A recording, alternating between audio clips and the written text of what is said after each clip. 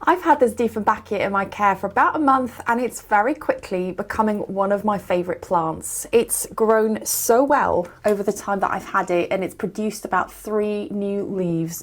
They're super easy to look after, so if you're looking for a low maintenance plant, then Dieffenbachia will be the one for you. In this video, I'm going to be sharing how I look after it, from the best light conditions, how to water it, pests, how to treat them, common problems and how to treat those, and so much more. So let's get going. If you've seen my previous videos, you'll know that I was lucky enough to have some lovely plants around me as I was growing up in South Africa, from ficus, euphorbia, succulents, cacti, sansevieria, but unfortunately didn't have Dieffenbachia around me. I wish I did. These lovely plants are native to Colombia, Venezuela, Brazil, and they love a warm tropical climate. There are over 30 different varieties of Dieffenbachia. I've got 2 of them, so I've got 28 more to go because I just love these plants. In their natural habitat, I have a question for you. If you have Dieffenbachia in your garden or in the spaces around you, do they grow in bright direct sun or do they grow in shaded canopies in tropical rainforests? I've read many different comments and reviews about how these plants grow in their natural habitat. I think commonly they grow in tropical rainforests in a bright spot out of direct sunlight. However, I've seen people say that they've got Dieffenbachia growing in some direct light. Please let me know in the comments below, because when they're in my home, I put the plant in a bright spot out of direct sun because the leaves will scorch, surely. But please let me know if you've got Dieffenbachia around you, how do they like to grow in their natural habitat where you are? Drop me a comment below. So I mentioned that I have 2 different varieties of Dieffenbachia. This is my first one, Dieffenbachia Snow, and it's pushed out so many leaves since I've had it about a month and a half ago. Yesterday, I stumbled across this very sad looking Dieffenbachia Camilla. I'm always up for a challenge. If you've seen my previous videos, you know that I don't like to spend a lot of money on plants. I paid £2.50 for this lovely plant. It's looking sad right now, but I'm going to show you how I'm going to repot this plant, remove the dead leaves and give it some fresh soil and a bigger pot.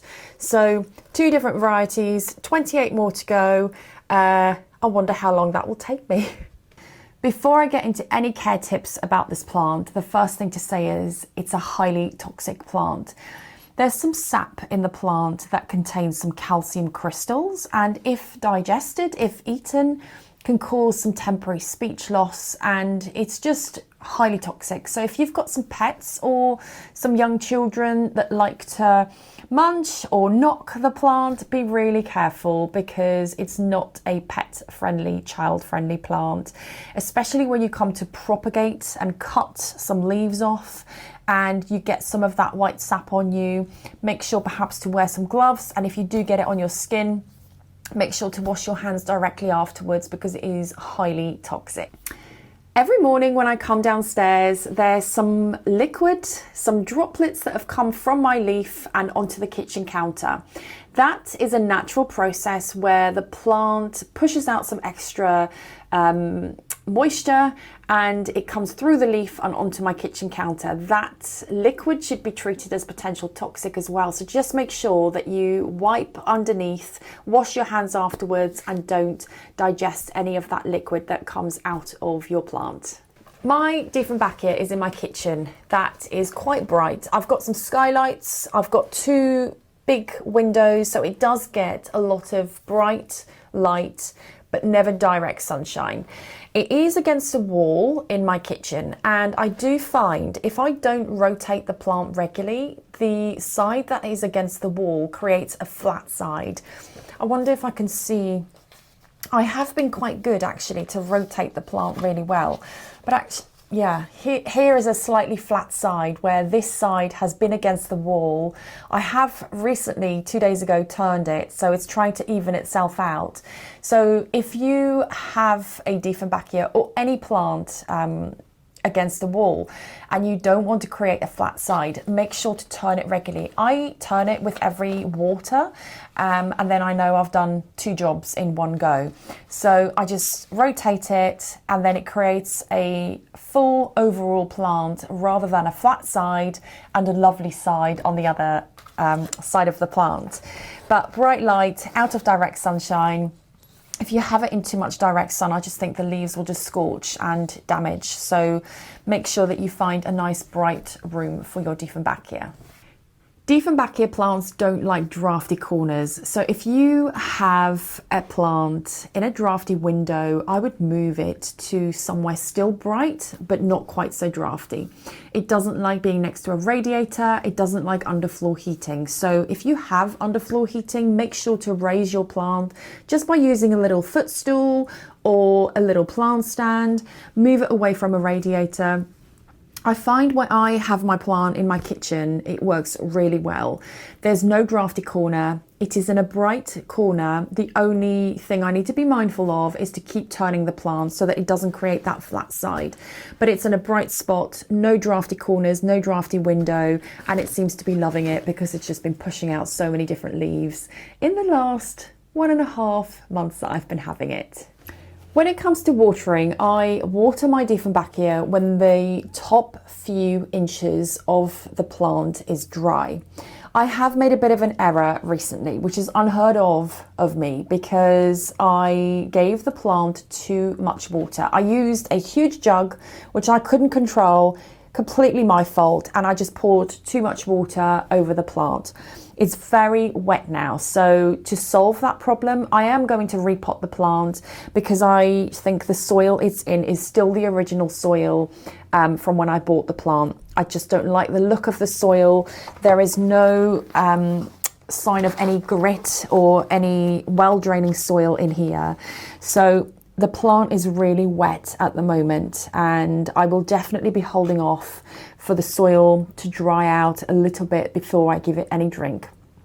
But I am going to repot it because these plants can be quite susceptible to root rot.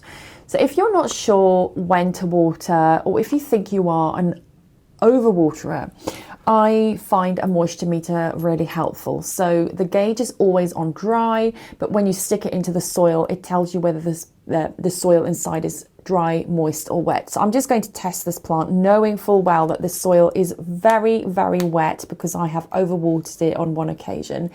And this gauge has gone across to the other side on wet. It's gone over 10, so it's beyond wet. So I definitely need to repot this plant to make sure it doesn't get root rot, because the soil in here, for starters, is not a great soil because I just don't think there's enough grit in here, but also it's very wet and I don't want the plant getting root rot. So I have a fresh soil prepared and I'm going to repot it just to make sure it's happy.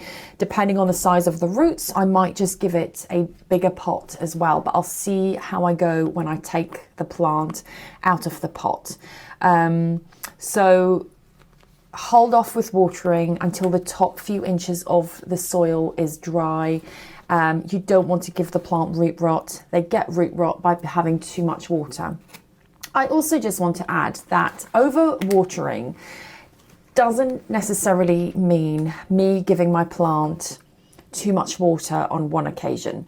Overwatering means that I'm continually giving my plant too much water during every water, because that will just cause the roots to rot.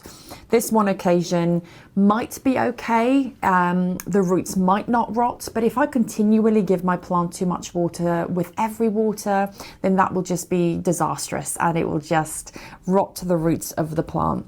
But still, I don't want to risk it, so I know I've given it too much water. It's not the best soil. It just won't absorb all of that moisture, so I'm just going to repot it just to make sure that I don't get root rot on this lovely plant. Dieffenbachia can be quite susceptible to many different pests. Pests? I mean pests, not pets. Pests.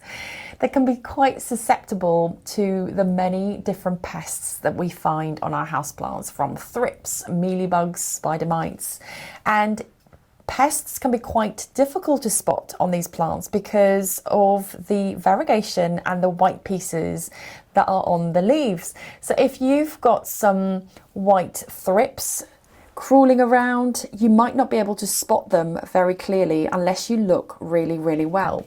Mealybugs could be easier to spot because they are these white cotton fluffy balls that you find on the stem and on the leaves.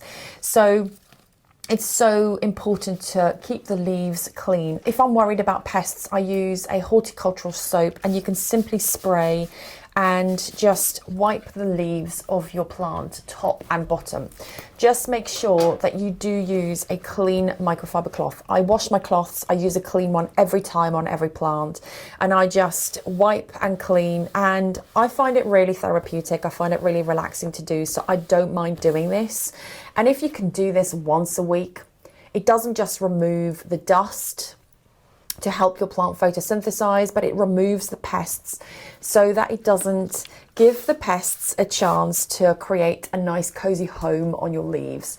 So make sure to always check out with every water, check the top and the bottom part of leaves, and if you have the time, make sure to clean those leaves to avoid those pests from forming. Of course, with every pest that you might have, you treat them very differently. So if you ever have any questions about any pests, or if you see anything, leaf discoloration or some things crawling that shouldn't be there, always ask what they are, always ask how to treat them. I'm more than happy to help. I fertilise all of my plants during the growing season, so I mix a bit of fertiliser, a liquid fertiliser, in some water, which I have done here, and I fertilise because it just helps to top up those nutrients that might be lacking in the pots of my plants. When a plant is in its natural environment, in its natural habitat, they've got decomposed leaves on the ground. I have just looked down because there's been a little droplet that's come from the leaf. I don't know if it's the horticultural soap that I've just sprayed or if it's that natural droplet that the plant pushes out moisture that I talked about earlier, but it's just dropped onto my jeans. Anyway, I need to go and wash my hands in a minute. But I was talking about fertilizers. So the reason it's so important to fertilize is because when plants are in their natural habitat, they've got decomposed leaves falling on the ground, they've got bugs crawling around, and they fertilize the plants naturally. When they come into our space, into pots, the nutrients just run out very quickly because they don't have that natural fertilization process around them. So it's up to us to give them a fertilizer to keep them topped up and to help them grow to their best ability. So I use a natural fertilizer during the growing months. However, I do continue to fertilize my plants during the autumn months if I see new growth. I never used to do this, but this really works for me. If I see new growth like this new leaf coming, this is telling me that my plant needs the nutrients. I won't stop because summer has just finished. I will continue to fertilize as long as the plant needs it. I will slow down my fertilization if I see the plant growth is slowing down because I don't want to over fertilize. I will just go with how the plant is growing and just gauge it that way. But if you're not fertilizing your plants, try it out. It's super easy to do. You simply mix a liquid fertilizer with your water and just water as normal. It really makes a difference to the growth of your plants, and I will continue to fertilize throughout autumn, maybe into winter, depending on how my plants are growing. Dieffenbachia plants can propagate really, really well. I haven't propagated this one yet, and I won't propagate this tiny one because it's just too small. But you propagate a Dieffenbachia by simply cutting on a stem. I won't do it today because I don't want to propagate my new plant. It's too tiny. I want to allow it to grow a little bit more. So simply by cutting on a stem, and when that cut is healed over, you can leave it for a couple of days. When that cut is healed over, you can stick the stem directly into water to grow roots, or you can place it directly into a growing medium instead of water. I personally like to grow my plants wherever I can into water because I like seeing the roots grow before putting it into soil. So I will do a separate video. Once this plant, or even this one, has grown a little bit more, I will definitely propagate and make some more plants. But let me know if you've propagated yours before and it's worked well for you. Let me know in the comments below. And of course, if you've got any more repotting tips for these lovely plants, also let us all know so that we can hear how you got on with propagating your Dieffenbachia. For the purpose of this video, I am not going to repot this large one in the space that I have because I need a bigger space for it. But I will show you how I'm going to tidy up this lovely plant. I'm going to give it some fresh soil that I've just mixed together. I'm going to remove the old pot, give it a slightly bigger pot, tidy up the leaves, give the plant a nice clean up, and I'll show you how to do that. Let me remove this beast from here because it's taking up a lot of space. Get my potting mat, get my soil, and then I'll show you how I repot this.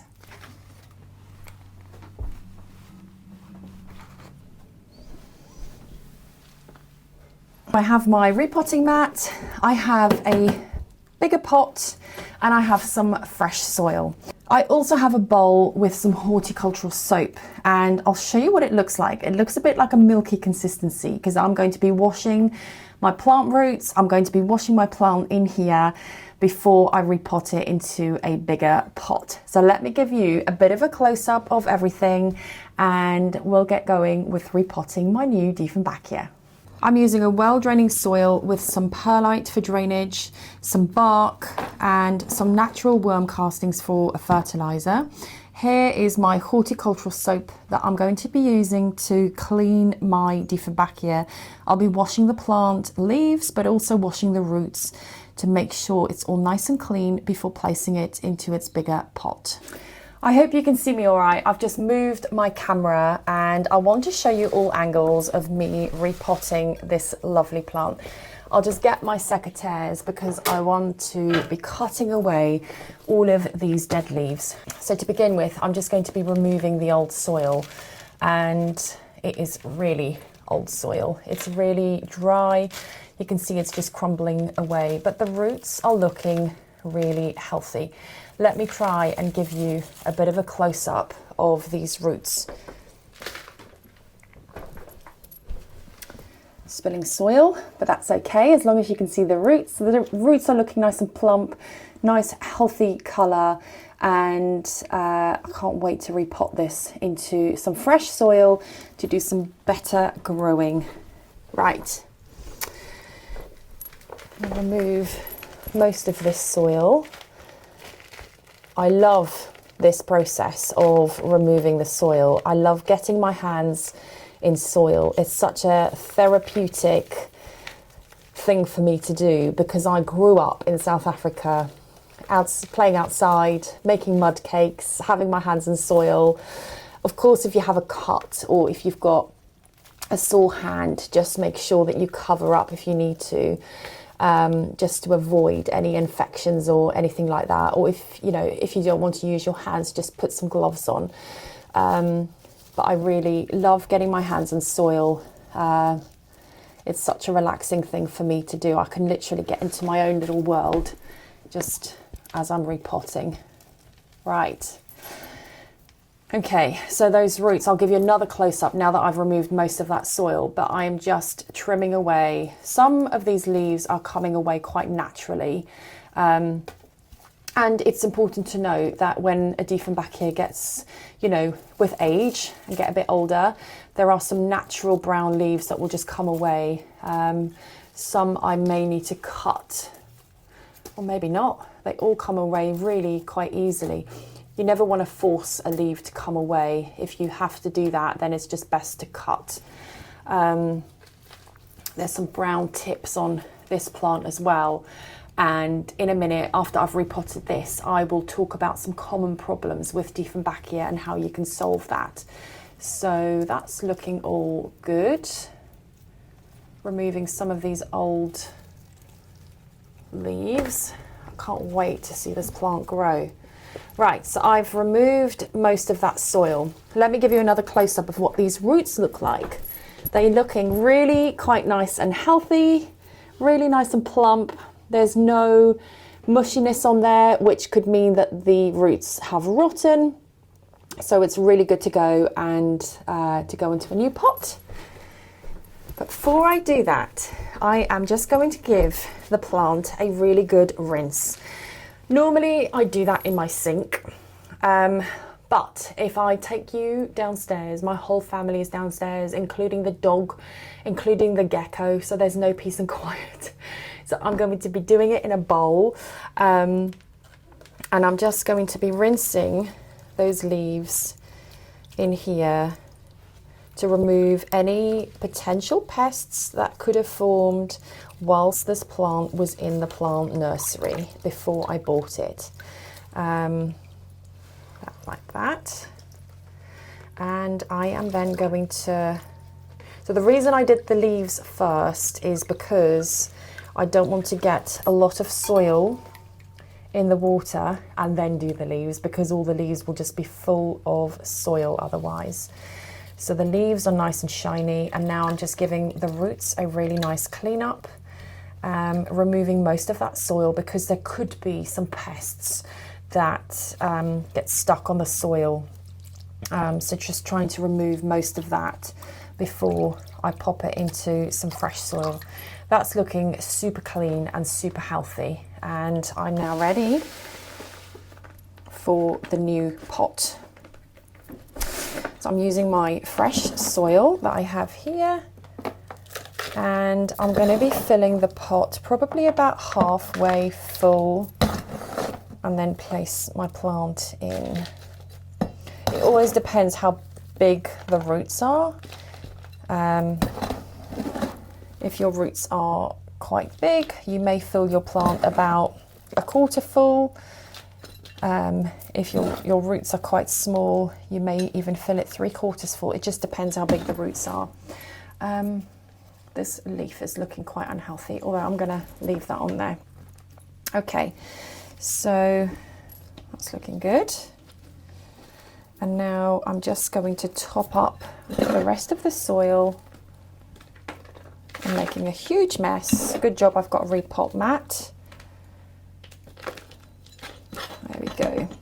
I'd love to know if you enjoy repotting. Is it something that you love doing, or does it feel like a chore? I really enjoy repotting. It's not something I do as frequent as I should do. But when I get into repotting, I love it. It's such a therapeutic thing for me to do. And as soon as I repot a plant, it just, the plant somehow feels so much bigger. It feels like it's grown loads. I don't know why. It's quite weird that it could feel like that. But it just looks so much better once a plant is repotted in some fresh soil. I need to wash my hands in that soap. There's lots of soil on here.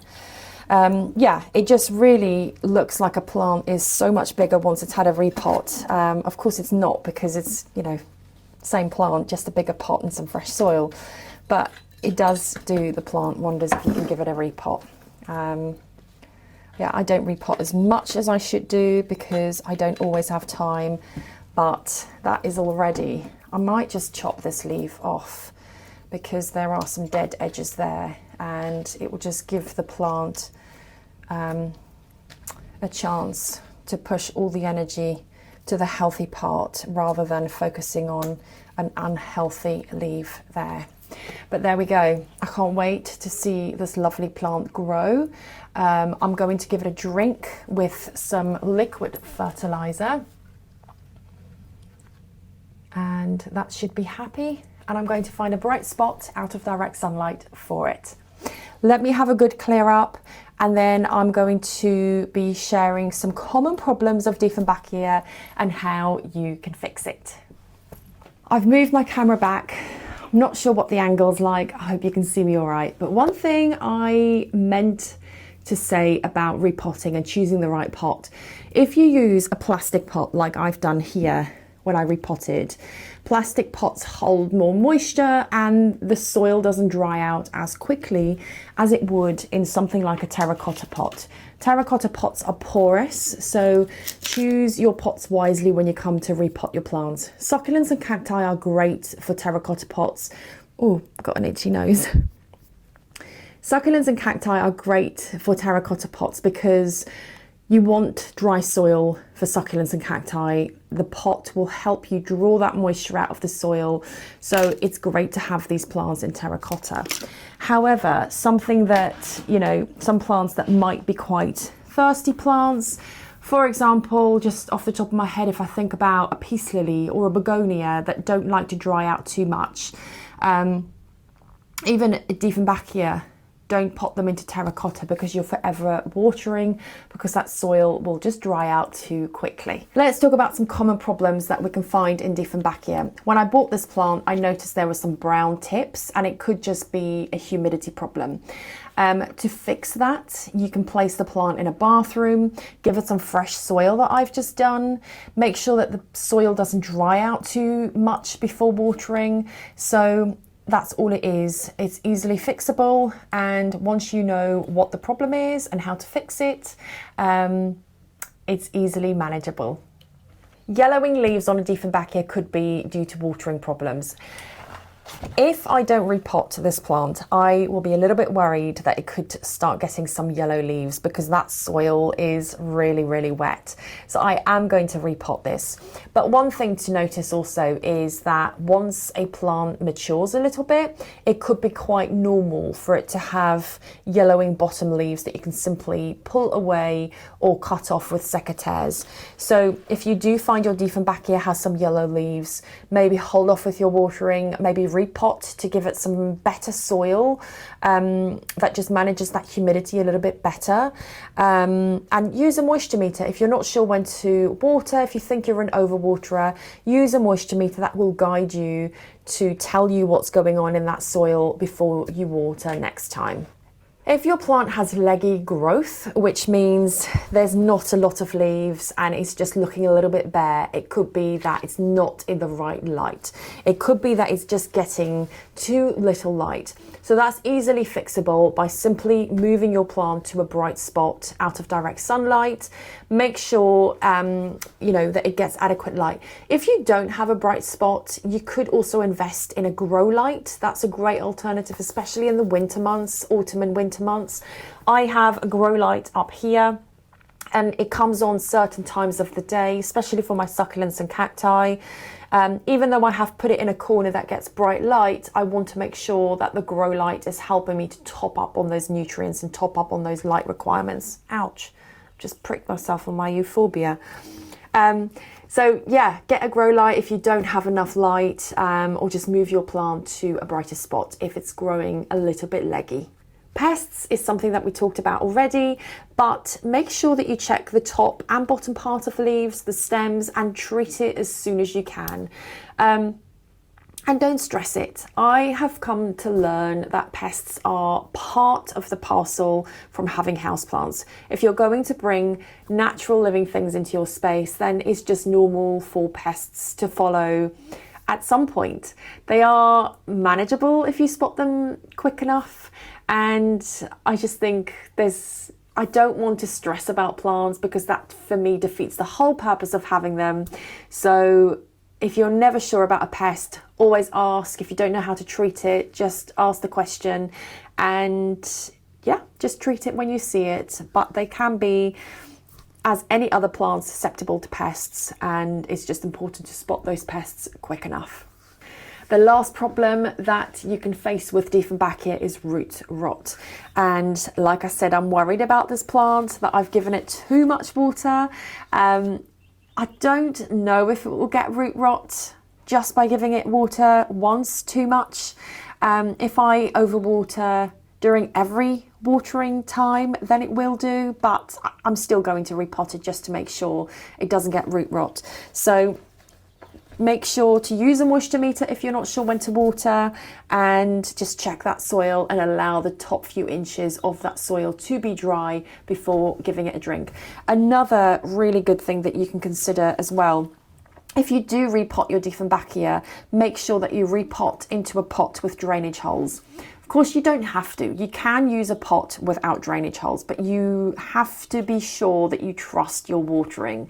You have to trust yourself not to overwater. If you're new to plants or think you're an overwaterer, always go for a pot with drainage holes, because it just means that water can drain through freely when you water, and it will just minimize the risk of root rot even more. I hope you found that helpful, and I'd love to know, do you have a Dieffenbachia? Let me know in the comments below. If you don't have one, did this tempt you to go and get one? They are such lovely plants. They are super easy to care for. If you just get these basics right with them, I just tend to leave my plant and it just does its own growing and is a brand new leaf coming out. They are quite striking and they just add such a lot of character to any room. I love having this in my kitchen, and it looks so bare in my kitchen now that I've taken it away. If you have any questions about Dieffenbachia, or if you have any questions about any of your other plants, please drop them in the comments below. Thank you for watching. I'll see you next time. Bye.